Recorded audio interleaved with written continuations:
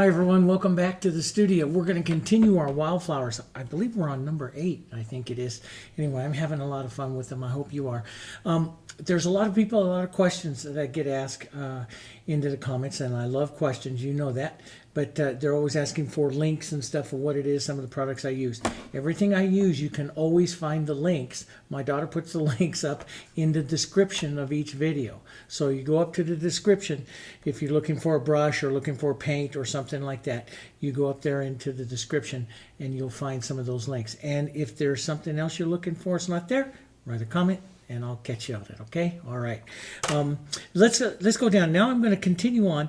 This is what we have been doing, the little 8x10s with the flowers. I'm going to do it a little bit larger today because I had a really great question in there. I mean, do you have to use an 8x10? No, you can actually, it is very contemporary to leave more what we call negative space to the outside. So what I have here is a board that's 11 by 14, and of course this is the size of the 8x10 sitting right here. And so you can paint it up and then erase the lines afterwards. You can paint it for an 8x10 size here. Some people tape off the edges here so that you keeps your eye focused in here. I find sometimes the tape is a little bit annoying, but you can do it just like this. And then if you want to go back to your 8x10, you just trim off the board, you know, back to its original size, or you can leave it like this, put it in a larger frame, and we'll take a look at that. But you know, you have larger frames that you can put in, you know, pieces into, and you know, you can you know, decide if you want to leave that much negative space. It's very contemporary to leave a lot of negative space. And these frames, these were really great frames. I used to get these at my, they were made in the USA, made in America, and really high quality oak stained, and they were about $6 a piece. And the company went out of business. And before they went out of business here this last year, I bought about 100 of these frames. And but I'm running out because I do paint a lot. But anyway, you can find them. You can find nice size frames.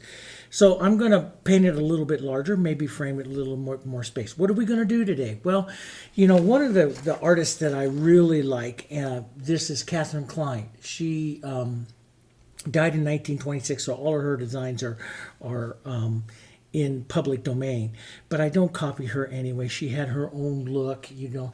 This is the 2 flowers. She has a beautiful design. She painted most of her stuff gouache, thick watercolor paint, opaque watercolor paint. This is anemones and mimosa. Now, and it says right down here, anemones and mimosa with Katherine Kline. But what I found really interesting about this is the mimosa. Now I have mimosa trees out at our house out in Pennsylvania, and because I'm out here in Nebraska. There's not very many trees out here on the prairie of Nebraska, but I have mimosa trees, beautiful mimosa trees out in Pennsylvania, and they have a large flowering every time this year, every time this time of year. They're flowering. They have a large pink and white blossoms and stuff, and they're beautiful, absolutely beautiful. This was a mimosa. I didn't know about the little mimosa, so I looked it up, and I saw Katherine Kline, and I saw she put anemones in a mimosa, and so I thought, oh, that would be a two fun little flowers together for something like this. So I looked up the mimosa, found all kinds of free online pictures of it, and it was quite surprising that flower is really quite small. The flower that you see here is really, really quite small. And you know, but when you put it into here, it's kind of a nice little filler for the anemones. I kind of like that. And so I went around looking at all different kinds of anemones. And what anemones I have back at our house are white and stuff, but I love these violets and white, larger white petals and smaller little petals. You know, a lot of them that you see don't have those smaller little petals on the inside, but these are 2 photos that I found for anemones and that have the smaller little petals and some of the violets. There's a large variety of anemones. So I'm going to set those out here, and we'll put Katherine Kline's back away. But if you're ever looking for some kind of fun something or ideas of putting flowers together, look for Katherine Kline. You can, you know, she has a lot. She did a lot of postcards, a lot of magazines, a lot of greeting cards, turn of the century. And she was really, really popular because it was at the time when lithographs and stuff first, what's called litho printing first came into, and she rode that high, became very, very popular, and just did lots of small compositions like that of everything. But anyway, so these are the lines. I'm going to try to stay within these lines. I'm going to come in my normal palette colors that I have out here. Now, I was working on this Blue Jay you see here just a little bit ago, so I had 2 blues up, but I'm only going to use one. I have the yellow oxide and Hansa yellow. I'm not going to have anything else in here. I think I'm going to vary the color with a little bit of my naphthol red. So I have yellow oxide, Hansa yellow, naphthol red light, burnt sienna, pine green, phthalo blue, red violet, the quinacridone violet, and white. And I think we're off. Okay, so I'm going to take some yellow oxide here first, though. Maybe just vary the color, model it with a little green and a little bit of burnt sienna here. Just kind of change it. And I'm going to come right up into this area right up here. I want these. I want anemones. I'm going to thin it here too. I want the anemones to splash right across some of the yellows and the violets and stuff. Might make a kind of an interesting thing. So I'm going to splash that color right there. Again, like I do so many times, you can soften it out, take a tiny bit of water. You can mist your surface with water and pull through, to get some nice variations of your colors and stuff. That's really nice things to do. Let's take some pine green and burnt sienna, and let's come right through here, right where we might want to do these anemones, and give them a good blast of contrast here. And use the chisel. This is a 3/4 inch brush. I do a lot with this brush. Some of you, one of the most popular videos that I have on the channel, and it's been watched 1.5 million times, is where I do a 30-minute painting of roses with this brush and 6 colors. And I checked that. I just can't believe I did that video like 6 years ago. I can't believe it's still just going. It's so popular. And it's a great technique. And I thought, well, maybe I need to do some more of the larger one brush paintings and stuff. They were quite nice. Okay, so I put in a little bit of contrast in it. The anemone leaves and stuff are longer and really, really thin. So we'll turn some of that into thin leaves. I'm going to rinse that brush, put that away. Have my choice out here today. I got several brushes out. So I think I'm going to start here with my number 6. I've been showing you quite a bit with the 10 and the 8. Let's do a number 6 here. And let's just come in. We have these colors in here. Let's turn it over into a nice gray. Let's just add some violet and some blue to this. These colors right in here, add some white. We can slide over here to the yellows here, and we'll make some really nice grays. Now we want this gray to head slightly violet, so I'm going to increase the violet over here because we're going to paint violet anemones. And see, all this yellow, when we get done here, will just look like, the mimosa sitting into the background, hopefully. It should. And I'm going to warm that just a bit. So here's a nice gray. And I always kind of check my values with you guys here, so you always can kind of see what I'm doing here as far as value-wise. I'm a big advocate of value. We always watch our values and stuff, so I'm going to be up here about almost an 8, wouldn't you say? Real close? Yeah, it's about an 8. It's a little lighter than 7, so right about an 8. And that's a good one to start out with. Hopefully this is, started to dry. So if it doesn't dry, it just eats through your colors real quick. I mean, it'll blend together, and I don't like the blend. Okay, so I'm going to put one probably here. The outside has 5-6 petals of it, a little bit more pointed here, and they're quite large actually. I like this setup right here of these two sitting at these angles here, but I might turn that one just a bit. But I use photos for inspiration and stuff. I don't copy them because then my flowers get stiff, and I don't like them to be stiff. But here we'll push in like that. We'll push in one or two little ones right in there like that. We'll just block that in. Now let's go just a touch more violet. Darken it down, cool it down, gray it down, and we'll paint the one that's going to go underneath here. And some of it's going to be hidden underneath that one. So we'll just push it. And since my paint is wet, and my colors here are pretty dry up on top here, but when I go over with wet paint, if I push real hard, I can bring up some of the color from underneath still. Because it's dry, but it's not cured. It's very tender still. So we'll push that, and let's make a petal a little lighter, warmer as it's coming out here to the light. So, you know, we'll set some underneath and some up above. That'll be kind of nice. And we'll bring these others right here up a little bit lighter, a little bit more on top. So we'll have some up on top. But what's going to make these anemones the most fun, I think, is the all of the little violet strokes, the small little petals that are up on the top, up around the center. And maybe let's go, because I do like this one right here that has this turn, and it's turned sideways, and that gives you a real good view of the side angle of the center, just how high that center climbs. Let's add a little bit of quinacridone violet into this one and gray it down just a bit, and let's do some curved, soft, pulling in, very soft petals here. We'll darken that with a little more gray and maybe a red violet here, so we get a more toned gray color. And let's just keep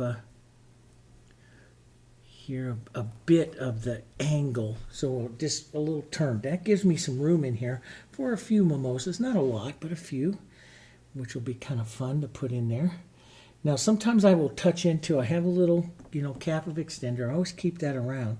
And it slows down the drying time of the paint. I don't want to use it too much. I don't use it for that. I use it more than anything else to slide, especially if I'm going to do shearing off and stuff of the colors. I like the colors to slide over the surface.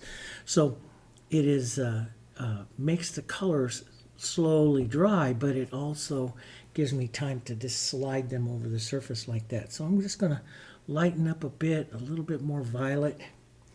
I'm going to take some of this violet here, and let's come right in here, paint right around that center here. Let's even, now you could use water, you could use, since the paint is still pretty fresh, I can use extender. Push in and out here. That softens those colors right out into the petals there. Let's put a little darker, since we're down in shadow here. Maybe a bit of our gray color here with the red violet. A little darker, push that in and out here. And here we go. And if something is dried on you and doesn't really move too much, all you do is switch over to your solvent. All you do is you take a brush with a little bit of water. Now you can stroke that back and forth and that'll soften it. But I'll let it soak in a second and then just push, and you can see I get that movement again just by doing that. And so the Heritage does that for several hours. So where a lot of acrylics are made to dry right away, because that's a lot of techniques that acrylic artists use, the Heritage is designed to dry a little different. So it's made for some different types of techniques. Different acrylics do different things. That's the beautiful thing about acrylics, is that you find a brand of acrylics that you like, and you paint with the techniques that are designed for that brand, and they're all a little different. Let's put some darker right up here by the top of this, and just let that kind of dome up a bit here like that. We'll put some darker. That's going to be pretty, I think. I'm going to take some of that darker color right in here. Nice contrast right into the center of these guys too. A little bit more. Build that up and in. That'll be kind of pretty. Even darker yet, I think, because these are high contrast. And if I keep this dark red violet really opaque right in here, I can do some, you've heard me, those of you who paint flowers with me, heard me always reference Eugene Pettit. He was a turn of the century Victorian floral artist that really changed the way in which I painted after I started studying some of his techniques from over 100 years ago. And so I'm going to take some white here, lighten this up. You know, like we did over on some of our other flowers that we've done. I'll put a little bit of pink and stuff into it, edge over onto the edge, and pull back in, leave some streaks and stuff there. That makes pretty flowers. Look at how that looks up against the yellow, though. Isn't that kind of neat? Up against that yellow, and you get a little bit of what we call complementary contrast, color contrast. The complements here, the violets working up against the yellows, and so you get a nice contrast coming from that. And I want to make the ones right up front here even a little bit lighter, brighter, more opaque. That'll really pull it here, pull this center, and we'll push in and out a bit with that. Let's really opaque up a petal coming right out over this one. Even a little texture there is not too bad. Now, I also like to do contemporary things of fracturing the edges and stuff. You see me do that. I talk about that. You know, we did that. Those of you that are also painting the landscapes, you'll notice the last landscape I did, the one that's up here on the easel by me, the glacier. It's the exit glacier. We did that one, and that one I fracture the edges a lot. So let's make this smaller little petal, a little more pinky there, like maybe underdeveloped. So you get a lot of really nice flower variations by varying some of the sizes of the petals. Let's lighten our gray just a bit. Pull some of this in here.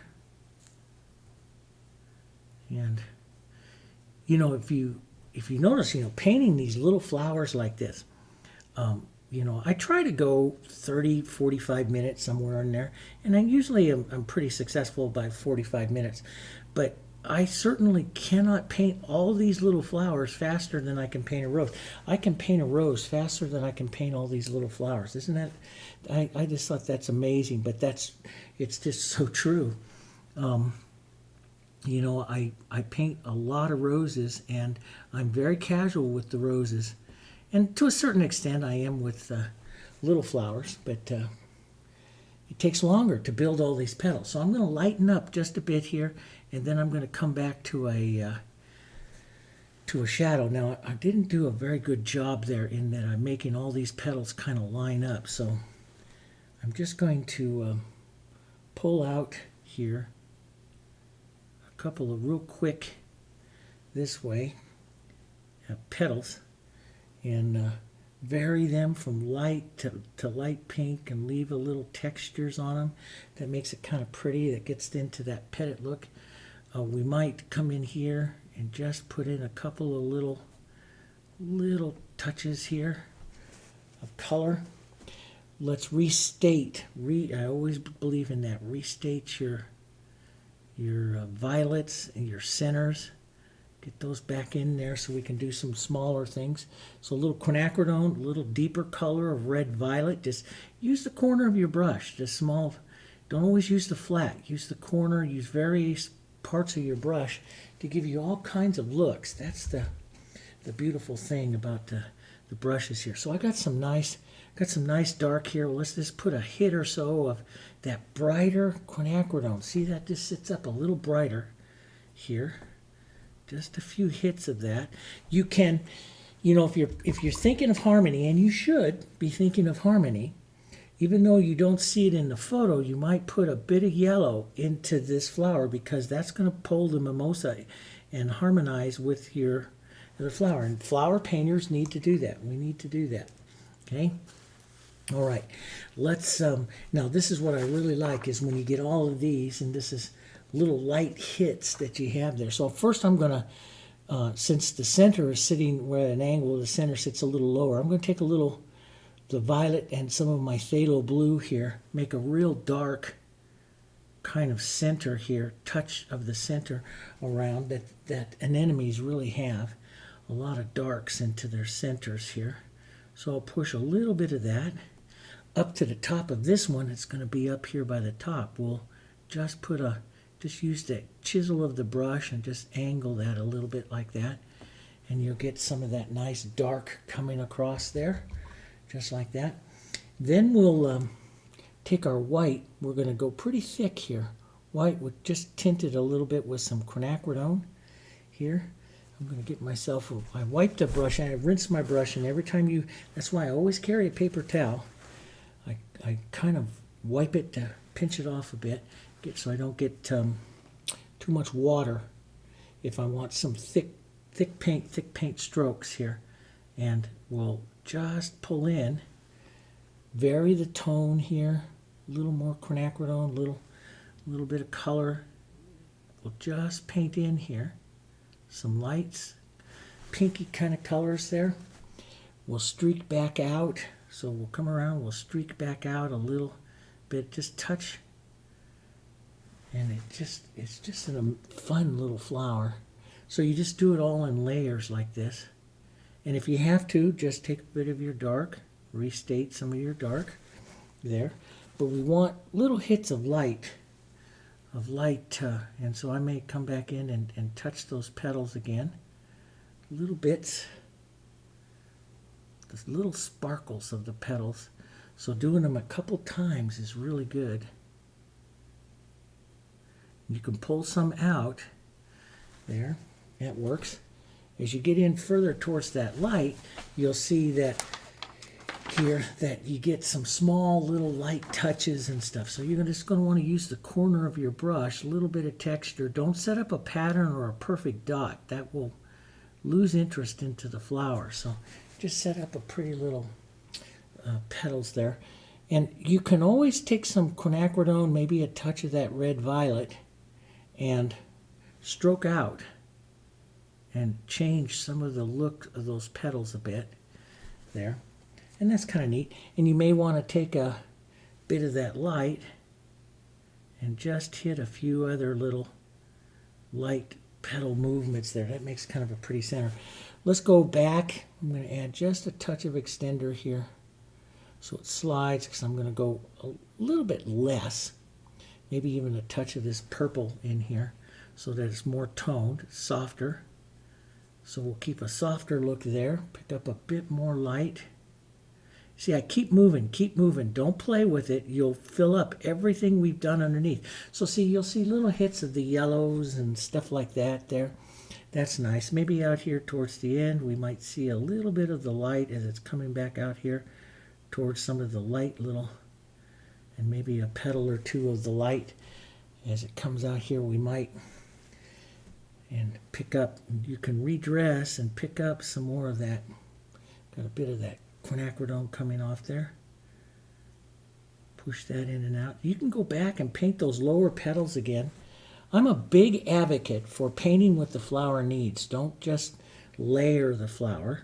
I do when I paint Dutch and stuff. Of course, we layer and do all that stuff, but Dutch technique. But for these types of techniques here, I paint more alla prima. I paint more what it needs. I don't necessarily follow, like they do in decorative painting and stuff, a base coat shadow highlight. I don't necessarily follow that. I follow more of the alla prima and painting what it needs and restating if I need something. So that's one little set there. If I want to make these flowers here a little bit different, maybe pull out a bit more dark here and there. Set that in. That's kind of nice. Some of my yellow disappeared on that one, so I just might hit a little bit of that here and there. Maybe even a touch of the Hansa and that yellow oxide. It's kind of pretty. Little touches of it. Back up over here to the back one back there. Let's get both of our violets. Model that together on the brush with some light color here. Okay. And we'll just do a few petals here, pulling out here like that. That turns the flower. Let's go a little bit more light. Little marks. Think of little marks here. Little bit up into the front. Don't go everywhere with that. And maybe we'll take some of this gray. Now this gray over here is dry, so what I'm going to do, because it was a nice gray. Just add a little water here and you'll see it brings it back here. So I'm going to add some of the violet and some of this gray with the white and bring back a few petals out here on the outside edge here. Just push in and out and just, I'm going to leave the back ones where they were, but I think just a few of these right there like that might make a pretty little flower turning there. Okay, let's get into some yellow oxide. We're just going to paint. I like how Katherine Kline did it, just little casual. We're just going to go little casual, little mimosa things here. And so we'll take some burnt sienna and a little red here. And we'll just lightly make some small, they're just small little, really kind of yellowish balls of petals here, just rounding kind of shapes here, just like that. Carries the colors through here. What's really going to make it here is as we go, we're going to go yellow, the Hansa yellow, and then Hansa yellow and white. So we'll step it up here. And if you have a hard time working that that 6 on that, it is kind of big. You might go to a smaller brush here, like a little 2 or a 4 here. But we don't want to make this about the mimosas. I want to make this about the anemones. They're the bigger guys here. So I just want to suggest, they're actually very small and little circular flowers. Quite different from the tree ones, but I'll put those out. I want to just really, really simple. Just touching. The hardest thing is to not just go do do do do do. You want this to all vary, right? That's what we want. We want a variation here to it. We'll put a bit of this in over here. Now what's really going to make them real pretty is the white. When we add the white, it's going to spark up this whole painting here. Let's move that off to the side. And you'll see there comes the lighter color. And I modeled it in the brush so it's not mixed real well. Here. And you can do it more radiating out and stuff, or you can do it like, several little balls of, of yellow like Katherine Kline does. All kinds of ways. They're just fun little flowers. And keep it fun. Let's go back to a little more yellow oxide. See, I like to change the colors a bit. Let's put just a little bit of white over here. Keep this one a bit darker so you get some variation. Now after this dries like this, you can tint violets on them and do all kinds of fun little things. Like it would be fun to have a little violet and red, maybe a touch of that burnt sienna, and just touch that through. They have a darker yellow center. You can control some of that color just by some of the yellow oxide mixed up with that violet and red. They're kind of a pretty little flower there. Now I'm going to put that small brush, go back to my 6. I'm going to take some pine green and some Hansa yellow that makes a nice bright green, nice yellow green. Let's add a bit of white to it here. And we'll do more of the anemone stuff. Let's go a little bit darker first. Just a touch darker. Put a little bit of that red in there too. And we'll do more of the oval shape, longer anemone type leaves and stuff here. Of course, there's a billion different types of anemones and a billion different types of leaves. So, but these are these that I have here. You can see that they are. You can see the leaves in the photo. My photo. You can find them anywhere. Just groups of smaller little leaves like that. We'll turn some of this movement into leaves. That's going to be the light side up there. Maybe I'll put a little more green. I'm a big advocate of changing the leaf colors. Let them change and evolve as they go around. Change your leaf colors. Let's go more yellow-green here. Pull some of that through. You know, one of the things that you could add in here, and I didn't, and I really should have, is some small, let's just do one right up here. Like turn it here, just like almost like a little green ball, and this the little bud of the anemones here. Little flower bud there. That's kind of nice. Let's make it like it's slightly opening just by a little violet and gray here. Little violet, boy, it hit some of that green. That's why you saw immediately it drug it a little too much. That's why I like painting with acrylics. I like it to dry. And boom, pull that in. That's kind of neat there.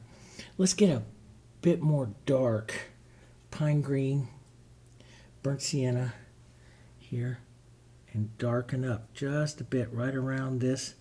That really helps set your center of interest. You know, I like to do those centers of interest here, tap some of that around these other little guys here. Sometimes it's just a touch of that burnt sienna differences here.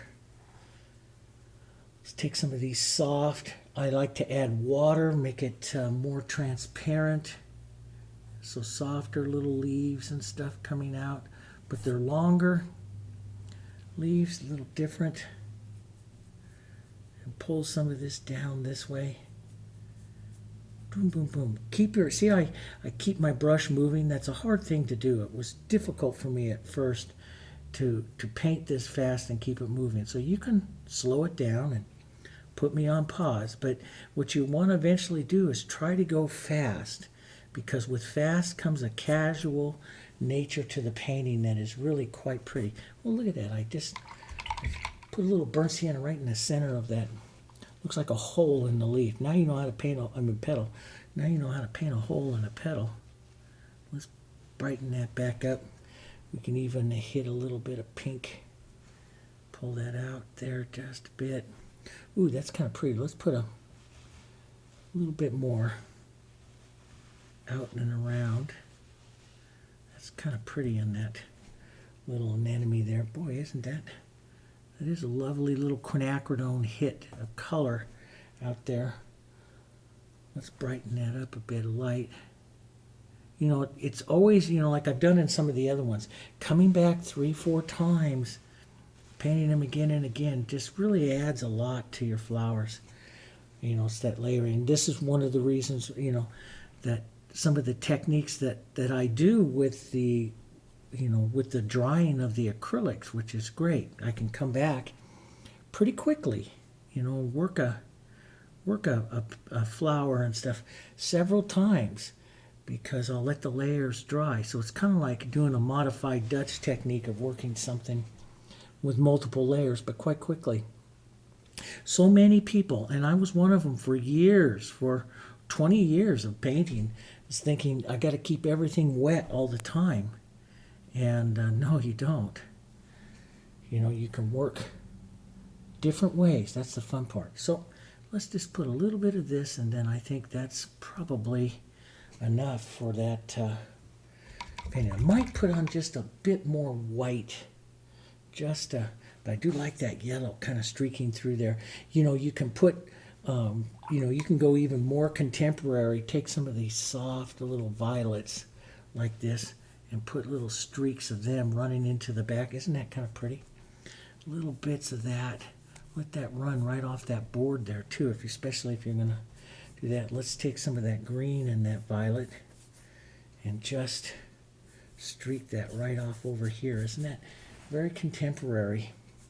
It's really pretty that way. Let's put a more powerful violet. Just put a little extender there, but I usually see how the extender didn't reconstitute it, but the water does. See, that's the difference of it. You know, water is its solvent. Extender does not reconstitute or make the paint. It just, you know, keeps it from. It just makes it dry slower. Once it starts that drying process, though, you know, it's done. And if you want to work it again, you have to put in some water, some medium to do that, some water. That's kind of pretty out like that. Maybe a touch of that lighter yellow. I like to do these kinds of contemporary color hits and stuff here. You know, maybe a little bit of that lighter yellow. Stay away from that leaf a bit. Just little hits of it. It's kind of fun. But there's, yeah, that's kind of fun with, you know, painting those. Now, you know, you can add more contrast to your little mimosa and stuff. Just maybe a little Hansa and quinacridone. I mean, excuse me, Hansa and burnt sienna. Will make the Hansa and burnt sienna work really well because the Hansa is a semi-transparent. So you get a darker color, darker, richer kind of a color, different than you would be with the yellow oxide, which is opaque and not as bright. So this kind of gives a little glowy kind of glowing kind of color here. Makes it kind of pretty. And you can have some pretty little spots of those, okay? So, yeah, just little touches of those coming down. And I step way back on my brush so I keep it really light. And let's just drop some of this down a little further, fading away. That's the more artistic bit of it. So it just kind of fades away here. Here I said I was going to be done about 5 minutes ago, didn't I? Yeah, you always see this kind of stuff. It's painting. We love to do it. It's just fun. So we'll just grab a, not too light over there. Just grab a few of those, set some of those up over the leaves. Kind of pretty. A little bit of right around that center. That's just all kind of pretty. Maybe we'll put a little bit, and then Dave, you got to stop. Sometimes it's best to stop before you get to the final edge. But and then look at everything and say, okay, do you want to do any final contrast of light, which I really wanted this one more light sitting up on top of that, so I'll pull in and out a bit there. That sets that petal up on top. You know, do you want a super clean edge on it? Then pull back in and clean up your edge just a bit. You can do that petal edging technique that I showed you on the last couple ones, where we just edge the corner of the brush here with a little heavier paint and draw that around, and that cleans up and you know, the edge of your flower there. Really crisps up the flower there. That works kind of nice. That looks kind of nice. And you know, see your lights and your darks, and you know, if you want to have any more, I like that bit of that quinacridone violet in there, and the little hits of light. That just reminds me so much of Pettit and his way of that. Once I started to understand it more, but I like the little hits of light like that. Pretty little painting. And then you know, you can put it in a, here this would fit into a, let me grab this real quick. Boom. It'll fit into an 8x10 really nice, you know, and set that up with a, you know, an 8x10, or you can go to a bigger one. Might even be pretty in this, but usually I take these frames and I antique them down or do something like that, and it might drop into one like that, so it has more of a more contemporary with a lot more negative space in it. But you take an eraser, erase off your lines, and maybe drag a little more color and stuff, and you got it, okay? So, you know, when it dries down, if you want to add some more contrast, add some more contrast. That's up to you, how much you do, okay? It's fun, it's fast, move, move, move. You know, you got to move, move, move. But I pause really well. You can put me on pause, okay? So if you like this stuff, want to see some more, you know what I'm going to say. Hit the like button down there for us. Do us that favor. Write a little comment, you know, just a quick little comment that you enjoyed it, or, you know, what your feelings are on it. But, and send that in, because that all helps the distribution of our videos, and we really appreciate it, okay? Hopefully all of you are staying safe. I'm giving you stuff, lots of stuff to paint, so we all stay inside for a little bit. We get over what's going on here, and, you know, we'll all make it through it, okay? And I'll see you guys in just a couple of days. We're going to do another landscape. I have another one picked out. I'm going to keep it a secret, let you see it on Saturday night, Sunday morning, somewhere on there. All right, I'll see you guys on the next one.